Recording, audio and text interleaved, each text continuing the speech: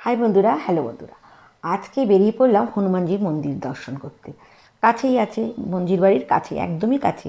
হেঁটে গেলে হয়তো 10 মিনিট লাগবে, আর গাড়িতে গেছি বলে 2 মিনিটে পৌঁছে গেছি। কথা বলতে বলতেই চলে এলাম হনুমানজির মন্দির দর্শন করতে।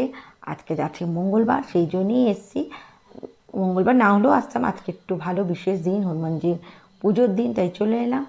আমি গাড়ির থেকে নেমে ওদের ভিডিও করছি, আর দিদি আরেকটা দিদি দাঁড়িয়ে আছে। দিয়ে দেখো আকাশটা দেখো, একটা লকেট চলে গেছে। আর এখানেই হনুমানজির মন্দির সামনে একটাই ছিল ফুলের দোকান, সেখান থেকে ফুল নিলাম, নিয়ে মন্দিরে পুজোর জন্য উঠে পড়লাম। এবার দেখো দূর থেকে মন্দিরটা দেখাচ্ছি। মন্দিরের ভেতরে কিন্তু গেলে কোনো ফটো তোলা যাবে না, সেই জন্য বাইরের থেকে লুকিয়ে চুরিয়ে একটু করে করে ভিডিও করে নিলাম। তারপর দেখো সূর্যোদয়ে উঠে গেছে, একদম মাথার উপরে দাঁড়িয়ে আছে, বলছে আরও রোদ দেবো।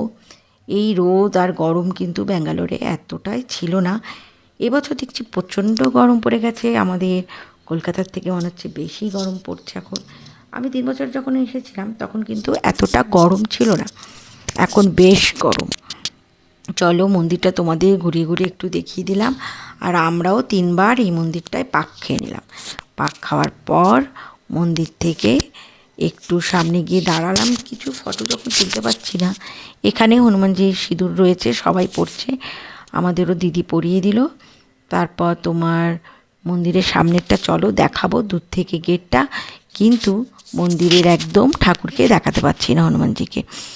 সেই জন্যে আমরা এখানে ঘুরে ঘুরে 3বার পরিক্রমা করলাম। এই দেখো এবার দেখাচ্ছি, এই যে সাইডটা, মন্দিরের চারিদিকটা এরকম একদমই, যে এই গেটটার কাছে গিয়ে কিন্তু আমি আর ক্যামেরা দেখাতে পাচ্ছি না, সরে যাচ্ছিলাম। এইভাবে পুজো দিয়ে শেষ করলাম পুজো। তারপর আমরা বাড়ির দিকে রওনা হলাম। সকালবেলা বেরিয়েছিলাম একদম, সেই জন্যে বাড়িতেও তাড়াতাড়ি চলে এসেছি 8:30টার মধ্যে আমরা এসে। আর এই বাইরের গেটটা দেখো, সামনে কিন্তু বেশ চওড়া রাস্তা, আর মন্দিরটা বেশ সুন্দর দেখতে। বিশাল বড় হনুমানজির মূর্তি ছিল, সেটা শেয়ার করতে পারলাম না বলে খুব খারাপ লাগছে।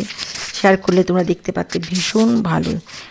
আর এই যে এখানে গরু তো দাঁড়িয়েই থাকে, সবাই পুজো করে, মন্দিরের সামনে থাকে। তারপরে আমরা কি করবো, আর বাড়ি চলে এলাম। বাড়ি এসে তো অনেক কাজ থাকবে। আর তোমরা এই ভিডিওগুলো দেখছো, আমি দেখছি তোমরা খুব ভালোবাসছো আমার ব্যাঙ্গালোরে ঘোরার ভিডিওগুলো।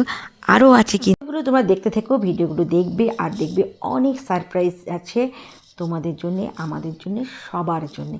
আমার ব্যাঙ্গালোরে ঘোরার ট্রিপটা তোমরা দেখতে থাকো, ভালো লাগবে, নিশ্চয়ই ভালো লাগবে। আরও তোমাদের ভালো ভালো জিনিস আমি দেখাবার চেষ্টা করব। চলো টাটা, বাই বাই। আবার কিন্তু ভিডিও আসবে, রোজ রোজ ব্যাঙ্গালোরে ভিডিও দেবো না, মাঝে মাঝে কিন্তু অন্য ভিডিও দেবো, তা না হলে তোমাদের কাছে একঘেয়ে হয়ে যাবে, তাই না? চলো টাটা টাটা টাটা।